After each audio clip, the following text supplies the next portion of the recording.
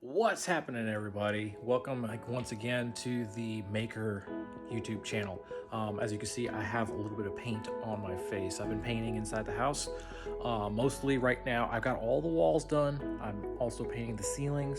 I got a spray gun that I'm using to do that. I'll show you that in a minute.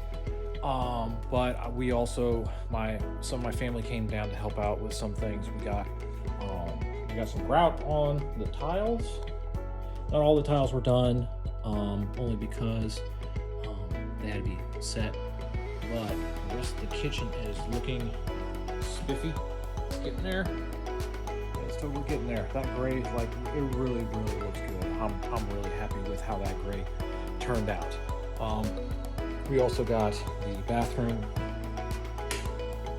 It's completely painted in here. Looking awesome. Got a lot of cleaning still yet to do. We're still on our way to getting ourselves prepped to move in.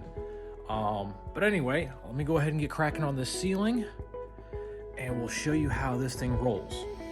So I am using a Wagner spray gun. I believe it's the Flexio 3600, 3000 or something like that. Anyway, it's really, really easy to use. It takes a little bit of adjusting to understand how it works, but it works really, really well. I'm very happy with this thing. It's probably one of the best purchases I've made, and it speeds things up for me pretty quickly.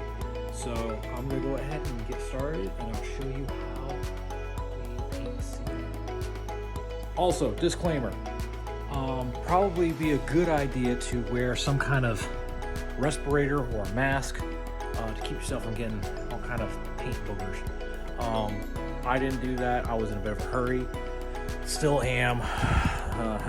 So my lungs are probably coated in a nice batch of paint. So, but anyway, we're gonna go ahead and show you what we do on painting the ceiling. We're gonna go ahead and get that knocked out, and that'll probably be it for today. All right, first thing you want to do when you have your paint sprayer is you want to pull the trigger just a little bit, not all the way, because what you need to do is you need to go ahead and wind up the turbine that's inside of the gun. You go ahead and let that wind up, and then you go ahead and pull the trigger all the way, and that lets the paint come out. One thing you want to keep in mind, every once in a while, you need to go ahead and clean off the tip of where the paint comes out. I keep usually in my pocket. I don't have it on me right now.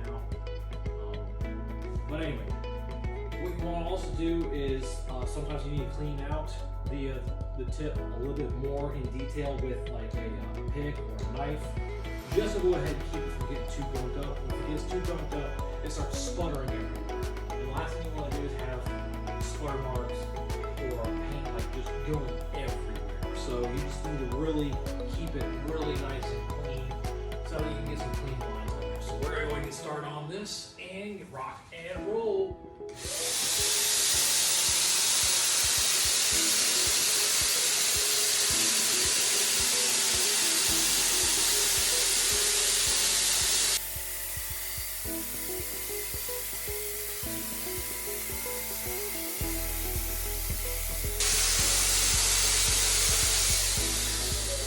One thing you want to try to do when you're doing this is keep nice, even patterns as best as you possibly can, and keep a steady pace when you're going, and overlap by about 50%. So in other words, when you go ahead and spray, it's going to go ahead and spray in a wide pattern, and then you want to go ahead and take that and cut it in half, if you will, and overlap it with your next spray line on there. That way then you're not getting anything that's called ghosting, where it looks like that you just have really thin spots and then really heavy spots, as best as you possibly can. I'm not professional at this by any means, but it's getting the job done.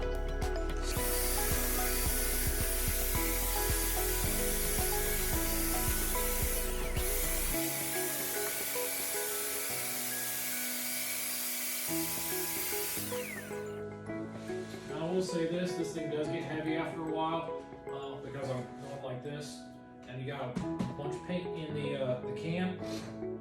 But that, if you can, just try to muscle through it, and if you have to, switch arms, get any support on there as you can, because realistically, you just want to get things done. So just do whatever you have to make it work. Oh, here we go.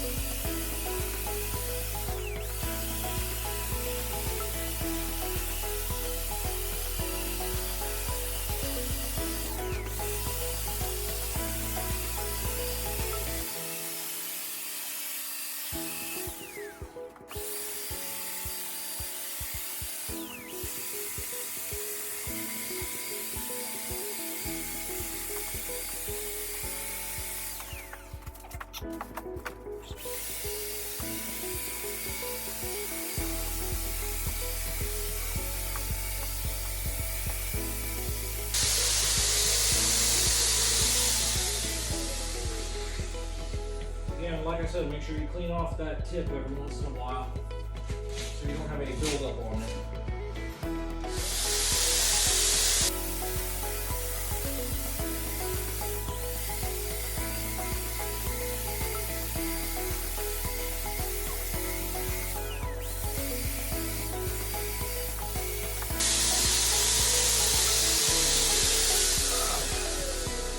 And there we have it.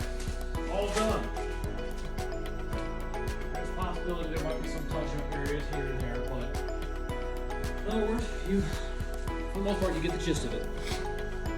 So, if you want to go ahead and get through a room real quick, I would highly suggest getting one of these. It'll save you a lot of time. It may seem like it is slower because of the fact you have to fill it up every once in a while. If you want to upgrade, you can always get the one that fits right inside of a 5-gallon bucket and has a hose that comes along with you. I didn't want that. One, too expensive. Two, is that I feel like I just get tripped up on a hose the entire time. It's different than having a cord. It's a lot more lightweight. So that's my takeaway from that. So get one of these bad boys and you'll be set. All right, so that wraps it up on today's episode, where I know it wasn't a whole lot, but painting goes a long way. So other than that, painting is done, minus trim, a couple of doors. I think I'm going to try to get to it on the next video. If not, I got something else that is going to be awesome that I'm going to work on as well. And I'll show you how that is going to go together, how it's a game changer, everything else. So stay tuned, stay posted. I will be giving you another video shortly. Stay awesome, everybody. Take care.